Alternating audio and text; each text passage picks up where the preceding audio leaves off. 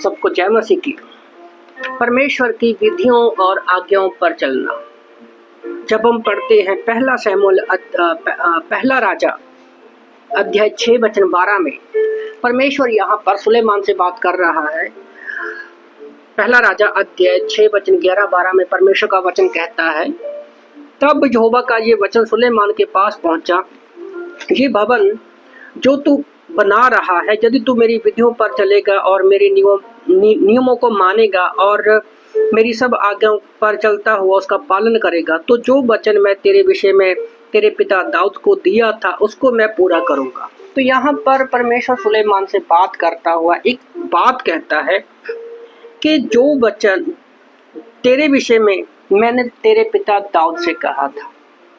Okay, तो यहाँ पर सुलेमान मंदिर का निर्माण कर रहा है। तो इस मंदिर के निर्माण के विषय में परमेश्वर ने दाऊद से क्या बात की थी। जब हम पढ़ते हैं दूसरा शमूएल अध्याय 7 वचन 4-5-6 पढ़ते हैं। सेकंड शमूएल चैप्टर 7 वर्स 4-5-6 में लिखा है, उसी रात को यहोवा का ये वचन नातान नबी के पास पहुंचा, जाकर मेरे दास दाऊद से कह, यहोवा जो कहता है कि तू मेरे निवास के लिए घर बनवाएगा।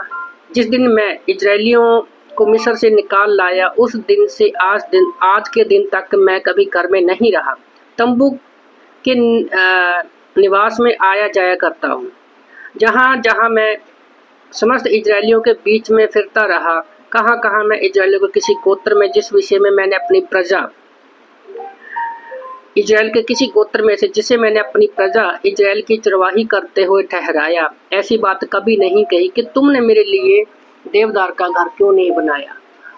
तो पहला शमूएल 6:11-12 में परमेश्वर मंदिर बनाने के विषय में सुलेमान से बात करता है और कहता है कि मैंने इसके विषय में तेरे पिता दाऊद से बात की थी, और अगर तू मेरी विधियों पर चलेगा, उसका पालन करता हुआ विधियों पर चलेगा, तो मैं अपने सारे वादों को पूरा करूंगा। और वही चीज दाऊद को भी उसने बोली। तो एक चीज मैं सोच रहा था यहाँ पर कि हमारे पिता के बारे में हमारे आसपास के लोग, हमारे रिश्तेदार जानते हैं, और हमारे दादा के बारे में, जो हमारे पिता के पिताजी हैं, उनके बारे में भी बहुत कम लोग जानते होंगे। पर मैं सोच रहा था कि परमेश्वर ही है जो हमारे पहले हमारे दादा परदादा हमारे वंश को जानता है, और हमारे आने वाली पीढ़ियों के बारे में परमेश्वर जो है अच्छे से जानता है। तो यही चीज भी एक हमें परमेश्वर के पीछे चलने के लिए, उसकी विधियों और आज्ञाओं पर चलने पर भी मजबूर करती है, उत्साहित करती है। एक्चुअली में बोला जाए तो उत्साहित करती है कि हमें चलना है। क्योंकि जब यहाँ पर सुलेमान से परमेश्वर बात कर रहा है, तो उसके लिए ये भविष्य की जो उसके लिए पास्ट की बात थी, बीते कल की बात थी, जब उसने परमेश्वर ने ये कहा था कि मैंने तेरे पिता से भी ये बात कही थी। और जब दूसरा शमूएल 7:4-5-6 में 7:4-5-6 में उसने कहा था कि तू मेरे लिए मंदिर बनवाएगा, तो ये उसके लिए भविष्य की बात थी। तो एक रिश्ता परमेश्वर हमारे साथ चलता रहे, तो हमें वो इनकरेज करता है कि हम परमेश्वर के पीछे चल सके। और सचमुच जब हमें पता है कि हमारा परमेश्वर हमारी पीढ़ियों तक हमें संभालने वाला है, वो आगे पीछे हमारे सब लोगों को जानता है, तो वही चीज़ हमें उत्साहित करती है परमेश्वर की आज्ञाओं और विधियों पर चलने पर। मैं ग्रेटर ग्रेस चर्च मुंबई के फाउंडर इंडिया के फाउंडर मुंबई में पास्टर काल की एक बुक है फाउंडेशन, जो हम क्लास के रूप में उसको पढ़ाते हैं, मैं पढ़ रहा था। तो उसको मैंने 8-9 साल पहले उस क्लास को किया था, और जब आज मैं अपने स्टूडेंट को पढ़ा रहा था तो मैं बड़ा खुश हो रहा था और बड़ा अच्छा लग रहा था कि कैसे पास्टर काल के साथ परमेश्वर बातें करता था। और उसको शायद इसलिए बोला गया था कि इस किताब को लिखो ताकि फ्यूचर में तुम इस क्लास को अलग अलग चर्च में पढ़ाई जाएगी। और फिर जब कभी मैं पास्टर स्टीवन जो उनके पास्टर थे उसके बारे में उनकी किताबों को पढ़ता हूँ तो और भी खुशी होती है कि परमेश्वर उनसे भी बातें करते थे। और आज पास्टर स्टीवन के बाद पास्टर काल के बाद और भी बहुत सारे पास्टर हैं और उनसे आगे सीखने का हमें मौका मिल रहा है और वही हमें आगे सिखाने का मौका मिल रहा है। तो यहाँ पर हम परमेश्वर, भले वो आज दोनों ही पास्टर स्टीवन और पास्टर काल भले आज हमारे बीच में नहीं रहे, पर परमेश्वर आज भी यहाँ पर है और हमारे बीच में है।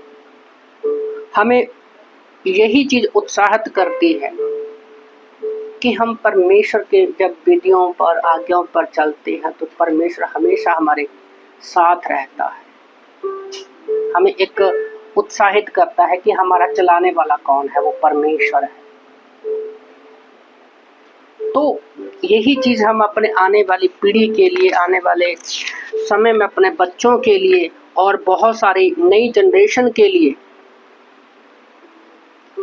एक एग्जाम्पल के रूप में हम देखते हैं। और यीशु मसीह की लाइफ से भी हम देखते हैं कि यीशु मसीह एक कदम भी बाहर नहीं था अपने पिता से। उसने कभी भी कोई भी व्यवस्था की विधि या आज्ञाओं को नहीं तोड़ा, बल्कि उसने खुद कहा कि मैं व्यवस्था को पूरा करने आया। तो ये हमारे लिए खुशी की बात है कि हम उसकी विधियों और आज्ञाओं पर चलते हैं जो हमारे पहले लोग थे उनको भी जानता है और हमारे बाद में जो लोग आएंगे उनको भी जानता है। और वो कभी हमें गिरने नहीं देगा, हमें हमेशा संभालेगा। बशर्ते क्या है, हमें उसकी विधियों को पूरा करते हुए वचन के अनुसार हमें चलना है। और आज पवित्र आत्मा के द्वारा हम जब वचनों को पढ़ते हैं, प्रार्थना करते हैं, तो हमें भटकने नहीं देता आत्मा और हम परमेश्वर के लिए एक एग्जाम्पल बनते हैं। जैसे मैं जब पास्टर स्टीवन की लाइफ को देखता हूँ, पास्टर काल की लाइफ को देखता हूँ, क्योंकि पहली बार जब मैं मुंबई में आया था पास्टर काल की लाइफ ने भी मेरे जीवन में भी बहुत बड़ा प्रभाव डाला था। तो इसलिए हम जब परमेश्वर के पीछे चलते हैं तो हमें लोगों के लिए एक एग्जाम्पल बनते हैं। आमीन।